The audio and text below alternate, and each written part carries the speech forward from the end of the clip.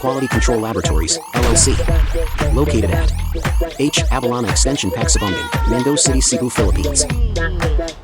Geotechnical investigation and proposed construction of 3-story building in Cebu City. Background ng proyekto. Ang aming kliyente ay nagpaplanong magtayo ng 3 palapag na gusali sa Metropolis Sub, Phase 1, Pitos, Cebu City, Cebu. Natupad ang gawain. Sa pangkalahatan alinsunod sa American Society for Testing and Material Standard. Para sa pagsisiyasat ng lupa ng proyekto. Ang fieldwork ay isinagawa noong Nobyembre 11, 2025. Ang ulat na ito ay nagpapakita ng mga resulta ng geotechnical investigation para sa panungkahing gusali. Lokasyon ng proyekto ay ipaglalarawan ng site. Ang panukalang proyekto ay nasa Metropolis Sub, Phase 1, Pitos, Talamban, Cebu City, Cebu. Topografiya ng site. Ang tinatayang mga coordinate ng lokasyon ng site 10 oras 39 minuto 0888 latitude at 123.1864. Ang tindig at mga distansya ng load ay hindi ibinigay sa ulat na ito. Ang tampok air surface. Ang ibabaw ay binubuo ng clay sand. Ang mga halaman ay hindi nakatagpo sa site. Sa larangan ng pagsisiyasat, mga larawang naglalarawan sa mga kondisyon ng site ng Field Operation Laboratory Test. Stratigraphiya. Ang stratigraphy mula sa mga borehole log ay binubuo ng maluwag hanggang sa napakasiksik na clay na buhangin hanggang sa sinisiyasat na lalim sa pangkalahatan. Ang fine grain, hindi nakatagpo sa panahon ng fieldwork. Nalidlalim ng groundwater table.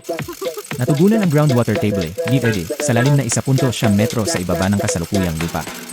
Antas ng borehole sa loob ng lalim ng pagsisiyasat sa panahon ng field. Trabaho noong Nobyembre 11, 2025. Ang groundwater record ay ginawa ng 24 na oras o higit pa. Pagkatapos ng pagbabarena ng bawat borehole, ay layunin nilisaklaw ng aming gawain. Ang layunin ng kasalukuyang geotechnical na investigasyon ay ang mga sumusunod upang matukoy ang stratigraphy at mga kondisyon ng tubig sa lupa, upang suriin ang mga katangian ng inhinyero ng mga pinatawan ng profile ng lupa, upang magbigay ng rekomendasyon ng mga parameter ng disenyo ng lupa, upang magbigay ng rekomendasyon ng mga naangkop na uri ng kondisyon at pinapayagan. Mga halaga ng kapasidad ng tindig. Yan ay istrukturang pananalig. Ang retaining wall ay isang istruktura na idinisenyo at itinayo upang makatiis lateral pressure ng lupa o pipilin ang mga materyales sa lupa. Ang lateral pressure ay maaari dahil din sa pagpuno ng lupa, presyon ng likido, buhangin, at iba pang butil na materyales. Sa likod ng istruktura ng retaining wall, mayroong iba't ibang uri ng retaining wall. Mga istruktura na ginagamit para sa maraming layunin. May 3 kategorya ng earth pressure sa rest, active earth pressure, at passive earth pressure. Presyon ng lupa sa pamamagitan ng zero ay tumutukoy sa lateral pressure na dulot ng lupa na pinipigilan mula sa lateral. Paggalaw sa pamamagitan ng isang hindi sumusukang pader. Sa katunayan, gayunpaman ang ilang mga retaining wall. Madalas na nangyayari ang paggalaw na nagreresulta sa aktibo o passive earth pressure. Seismicity.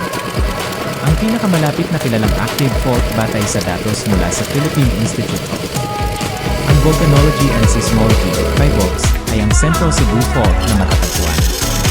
Mga 2.0 kilometro sa kanluran ng subject site batay sa makasaysayang impormasyon, ang site ay inaasahang magkakaroon ng kapasidad na magnitude 7.0. Lindol o higit pa.